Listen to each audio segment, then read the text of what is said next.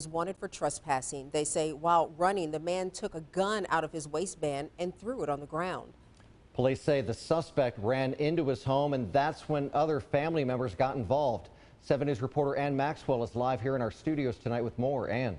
Ben, Kim, the family members who live in that house got into a confrontation with police after they were ordered outside. Several people were arrested, accused of having drugs and resisting arrest. But one woman says officers were out of line.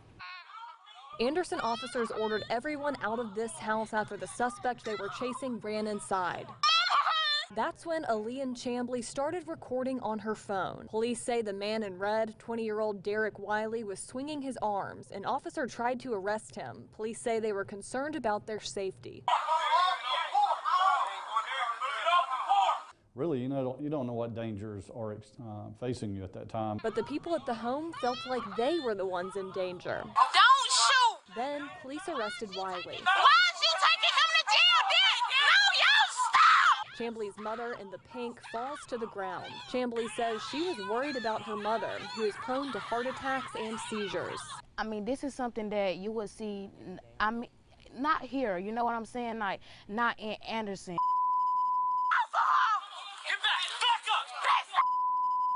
Then she says officers put handcuffs on her. She was cited for interfering with an officer.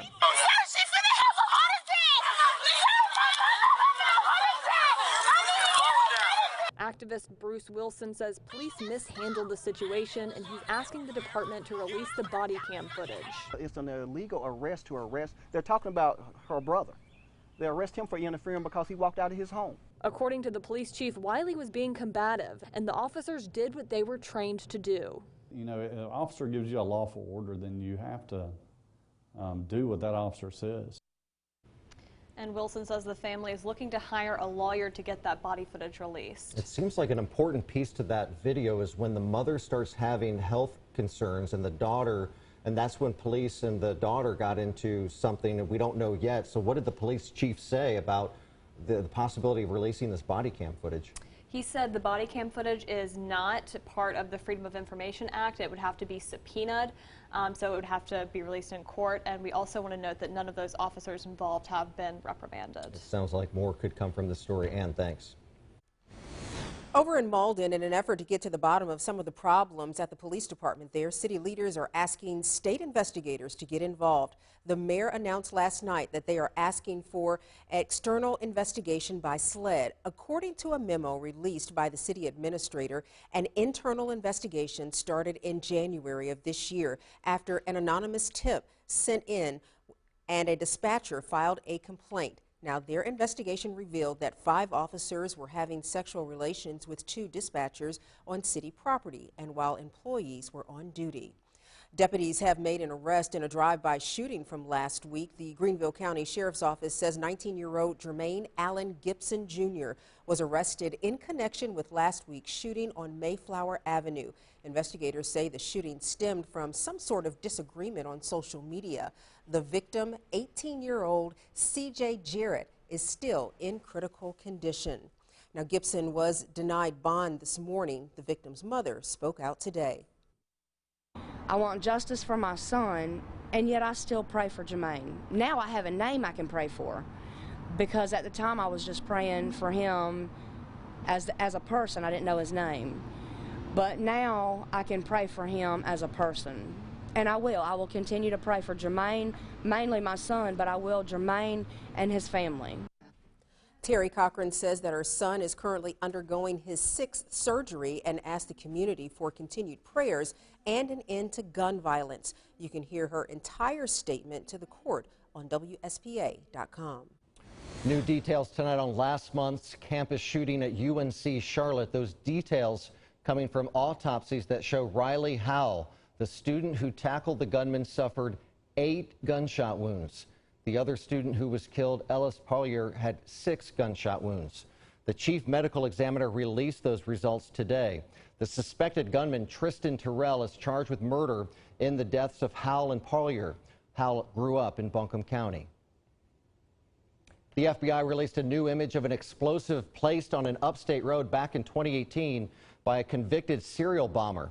That photo shows a teddy bear in a basket and agents say that toy contained nails and a pipe bomb. We're told this is one of 3 real bombs along with 3 fake devices that were planted around the county in early 2018. One of them exploded, injuring a man. This man, Wesley Ayers, was eventually arrested and sentenced to 30 years in prison. President Donald Trump launched his re-election campaign in Orlando. The president rallied the crowd, predicting an earthquake at the ballot box in 2020. Nicole Killian has more from the Amway Center Arena in Orlando. Thank you. Thank you, Orlando. What a turnout. President Trump kicked off his 2020 re-election campaign with a rally in Orlando, telling the crowd why he wants another 4 years in the White House. Our country is now thriving, prospering, and booming. And frankly, it's soaring to incredible new heights. The president touched on some of his most popular themes, like building the wall and curbing illegal immigration. We believe our country should be a sanctuary for law-abiding citizens, not for criminal aliens. Well, this is President Trump's official 2020 launch. He never really stopped campaigning. He's held 59 rallies since taking office. The president has repeatedly cited rally attendance as clear proof he's doing well, but leaked internal numbers recently showed him trailing Democrat Joe Biden and resulted in the dismissal of 3 of the president's pollsters. Campaign manager Brad Parscale expressed complete confidence to CBS's Major Garrett. I think we win an electoral landslide as of today. I think the president was Fine, an electoral landslide. I think even more electoral points than he did last time. Supporters we spoke with seem to agree. Too many people voted him in the first time, and we're not going anywhere. The Trump campaign expects to raise at least $18 million Tuesday and plans to roll out a secure app supporters can use to organize, donate, and get out the vote. Nicole Killian, CBS News, Orlando. The Orlando Sentinel editorial board says that they will not endorse President Trump for re-election, even without knowing who his opponent will be. Today, fire departments across the country honored the 9 men who were killed while fighting a fire at a furniture store in Charleston 12 years ago. A study on that fire revealed a buildup of gases in the ceiling of the Sofa Superstore led to the fire spreading quickly through the building, ultimately trapping and killing those 9 firefighters. The fire has since been used as a way to educate departments and hopefully prevent a similar tragedy. A study released by the National Institute of Standards and Technology makes several recommendations. It suggests establishing proper ventilation procedures, like checking ceiling tiles and enforcing building codes. The study also found that the Sofa store did not have automated sprinklers, which could have prevented the fire from spreading to other rooms. You know, there was nothing like the knowledge of going into a burning building, watching how quick and how fast fire can burn, and seeing tragedy after tragedy, to take that and apply that by just simply walking through a business, and your eyes will pick up on different things, and maybe you can make a difference.